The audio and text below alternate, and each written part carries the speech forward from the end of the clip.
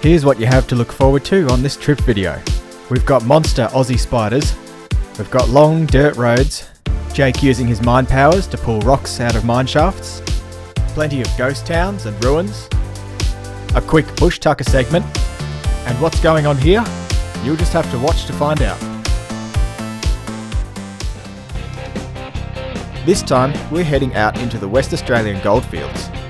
Unlike previous trips you've seen, this trip is made up with long stretches of gravel, remote campsites and plenty of history.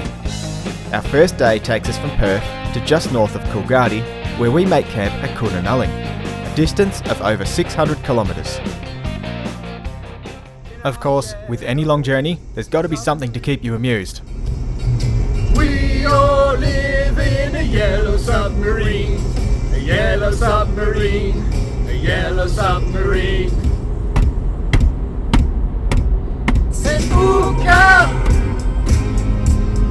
shock me like electric field. With Lauren Hill, some people only see that I'm white, ignore a skill, cause I stand out like a green hat with an orange bill. But I don't get pissed, I don't even see through the mist. Alright, so here's our first point of interest behind me. It is the Kunanalling Hotel, which is about 40 kilometres north of Coolgardie. This town site was established in 1894 and had a population of over 1,000, I think it mentioned. Like most of the gold mining towns though, once the gold ran out it all died off, and it was a steady decline for this place until 1942, when I suppose the Second World War took everyone away and nobody ever returned. The ruins aren't the only thing to see around here though. Take a walk and you'll find all sorts of relics, including old boilers and mining machinery, disused mine shafts, man-made mountains, and maybe one of these guys, if you're lucky. Tent. Strayer. Oh, he's angry. Ready? He's going like a rag doll. Anyway, now it was time to make like a tree and leave.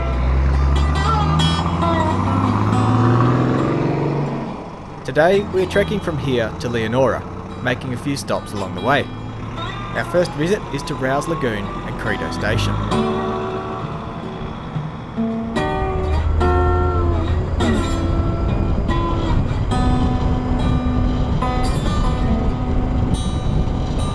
Rouse Lagoon is only 34 kilometres up the track, and Credo Station is just across the road.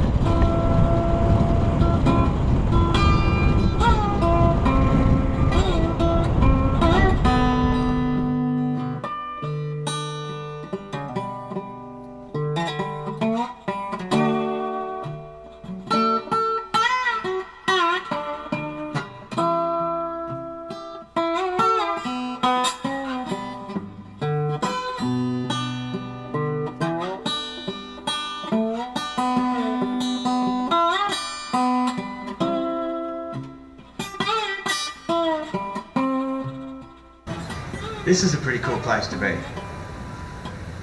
It's the old shearing shed at a station called Credo, and the Department of Parks and Wildlife have bought up to this old station, and all the old buildings are left here.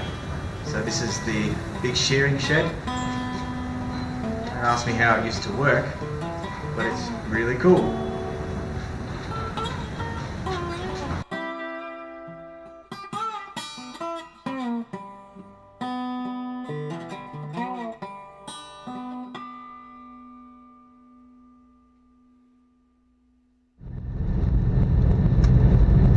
We bypassed the option of lunch at the Ora Banda pub, owing to the fact that, despite being in the middle of nowhere, it was absolutely packed. Instead, we opted to drive a further 20 minutes to the abandoned town site of Siberia.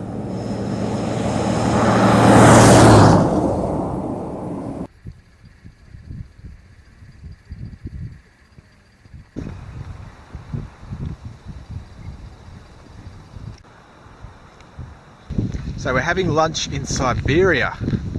Come a fair way, huh? No, it's an abandoned town. Another abandoned mining town called Siberia. And I got a chicken sandwich.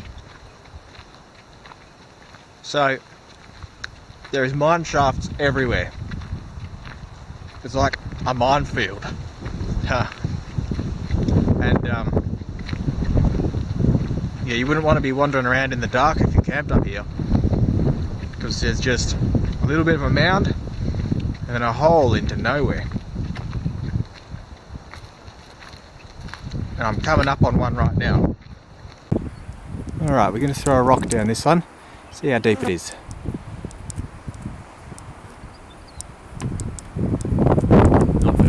Not very. Now, while Siberia was great, I'll be honest, half the footage was unusable thanks to wind noise. No matter, you get the gist.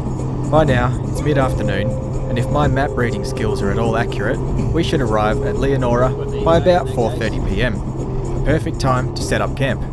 Not in the new one, but in the newest model that's out. It's still a 4-speed auto, and leaf springs on it. Our camp at Malcolm Dam, next level awesome. We settled in for the night and cooked up a chicken curry in a pumpkin.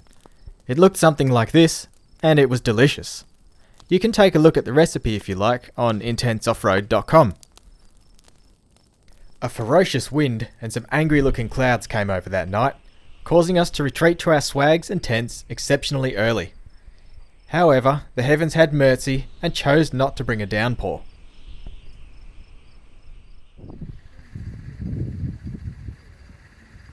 Rough weather aside, Malcolm Dam is a pretty decent spot to camp. Just don't expect a watery paradise, there's not really a whole lot of dam here at all.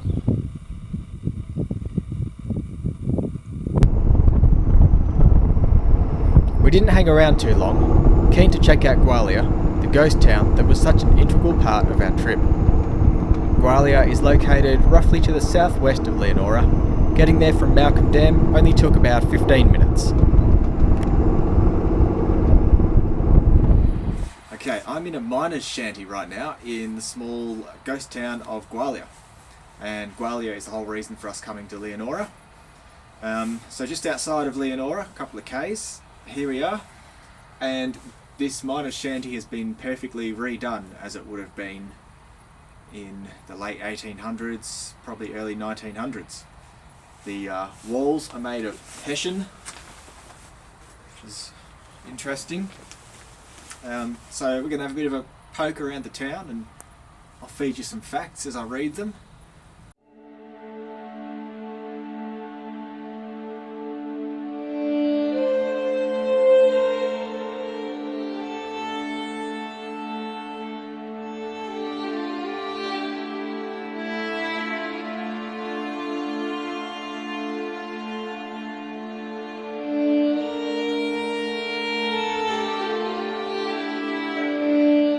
Wow, is this making anybody else feel really emotional?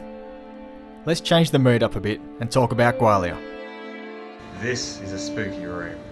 There's like an operating table and a kidney bowl.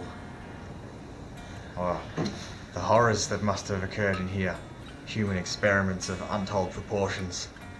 Or that maybe they were just helping people that had the flu, I don't know.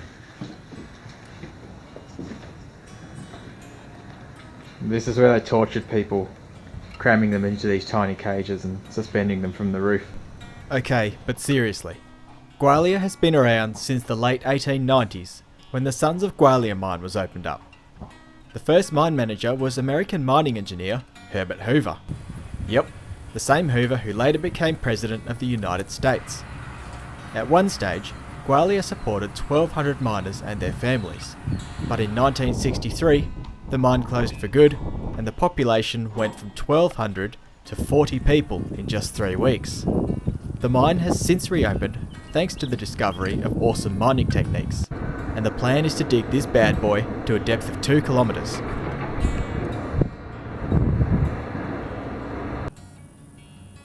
They made people little back in that day, eh, Jake?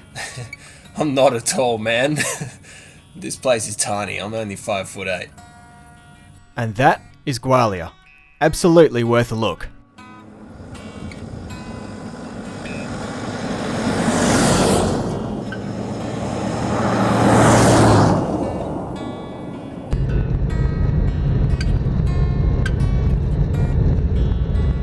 We've got one Now we head a couple of hours southwest to Lake Ballard, something I've been keen to see for some years now.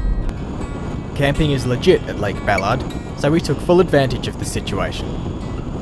If you're keen to camp here, you have to be fully self-sufficient. Bring your own firewood and all your own water.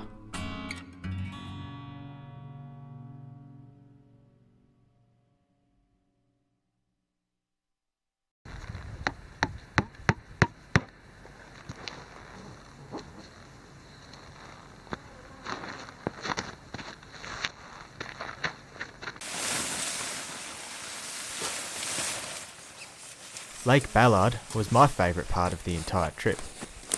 I had planned to tell you about the sculptures, but I think this moment is better left for you to take in the serenity.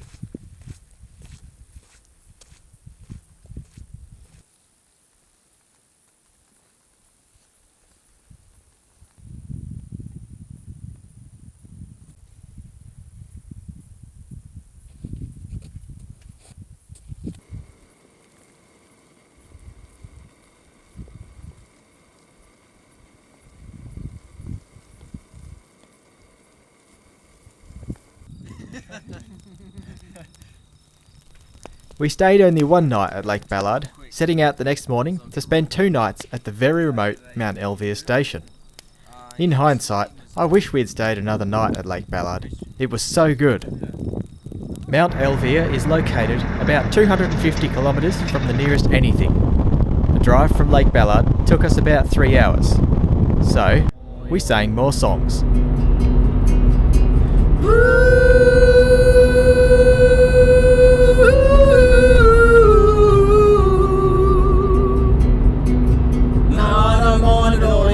Call me a Mally boy.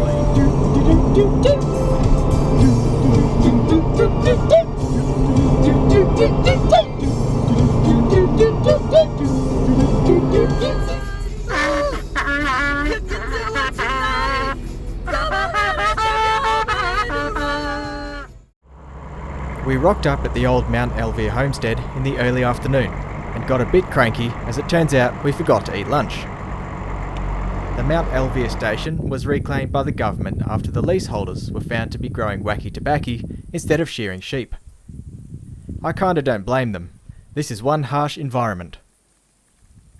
So we're at Mount Elvire, and this is Mount Elvire homestead. You're allowed to stay here. The DEC or DPOR or whatever they call their names now, the environmental people, they let you stay here. You have to book ahead and apparently you have to pay. This isn't exactly my cup of tea, but if it's your cup of tea you can hook it up to your generator in a shed just out there, and it's got fluoro lights in here and it's got a water tank outside and some wireframe beds that you could chuck your swag on. We're going to opt to not stay here tonight. We're just going to go off out and make a bit of a bush camp. Next minute, things got serious. Our hunt for a campsite turned into a boulder-flinging hill climb, with not a flat piece of land to pitch a tent or roll out a swag. If you're chasing low-range action, the tracks out to Mount Elvire are the place to find it.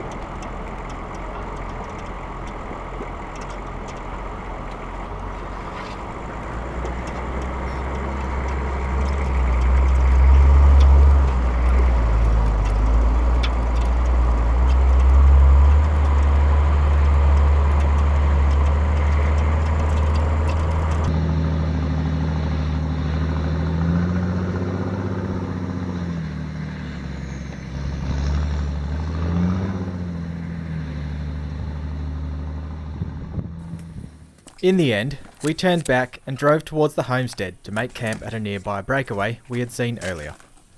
Should have gone straight for this place really. Breakaways always make a good camp. Jake, what are we doing here? What I'm trying to do is just make the firewood a bit smaller. It's when the stick is too sturdy and you can't stomp it to break it. If it's long enough, you should be able to get a bit of leverage and break it free. It must be some mallee wood or something, because it's bloody tough. Just want to get this thing in half.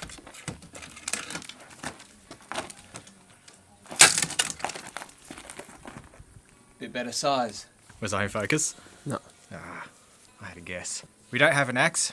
We got a hatchet, but it sucks. We don't have a chainsaw, so we snap wood.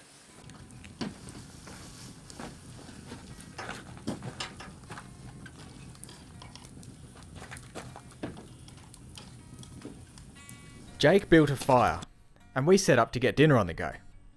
Baked salmon with roast vegetables is on the menu tonight, with dessert being croissant puddings in grapefruit shells, all done in camp ovens over hot coals. A bit fancy, eh? Look closely at the time lapse and you will see the old radio aerial at the homestead. We were camped pretty close by, and you can see the breakaway from the old homestead. There was absolutely nobody else out here, and the one night we spent at Elvire station was pretty good.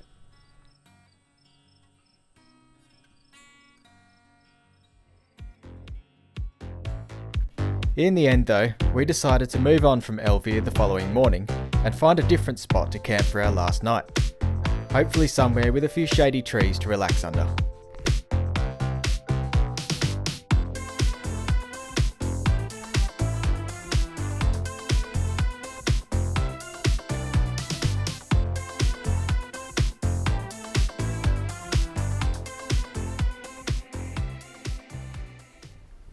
I've been looking for one of these for the whole trip.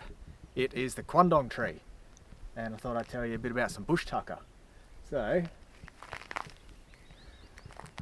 that little red ball there is a ripe quandong. You find the quandong tree attached to other trees, so it gets its nutrients and everything from the roots of other bushes. This one's attached to a gum tree. Your common environment you'll find them in is along the side of creek beds, river beds, that sort of thing, even if they're not permanent flowing ones, or around the edge of lakes and salt lakes. This one just appears to be in the middle of the bush next to the road. So the green ones, not ripe. Red ones are ripe. They're also known as a bush peach sometimes. And it's a bit like a peach, but a lot more bitter. They're packed full of vitamin C. So early settlers used to eat a lot of these because they just carried spam and shitty bread with them for most of the time. Got their vitamins out of that. So you find that a little bit bitter, but reasonably good eating. You can make jams out of it and all sorts of things. It's characterized by its long, slender leaves, and of course, the red fruits on it. They've been quite a challenge for me to find, but if you keep your eye out, there's a few around. There's a dead camel to our right. God, it stinks. Bit of a windy morning. So one moment, we were cruising along looking for a new campsite for our last night. Then, abruptly, our trip ended.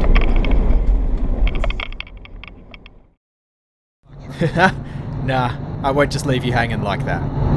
Well, after we left Mount Elvire today, we had spotted a place to stay. I can't remember the name of it now, at a rock. Turns out it was too far away, so we spent a while hunting around for a campground somewhere near Southern Cross, and we couldn't find anything. And what we should have done is gone and stayed at the dam campground, about 50 kilometres east of Southern Cross, but we didn't want to travel east because the next day we were supposed to be travelling west back to Perth. So we kept looking for a campsite and we had no luck, and now we've decided to just drive back to Perth in the dark. So everyone's feeling a little bit down that we couldn't find a decent campsite, for the final night. So to lift our spirits a bit, we're heading to the Etamuta pub. It's a funny looking pub, apparently out of the Footrot Flats cartoons. I don't know a whole lot about the Footrot Flats cartoons, but pub meal should cheer us all up a bit. I guess in the future I'm going to make sure that I plan where I'm going to camp instead of just looking around and hoping for something, because anywhere west of Southern Cross just seems to all be wheat farming community. It's just everybody owns the land and there is nowhere to camp. So I've made that mistake enough times.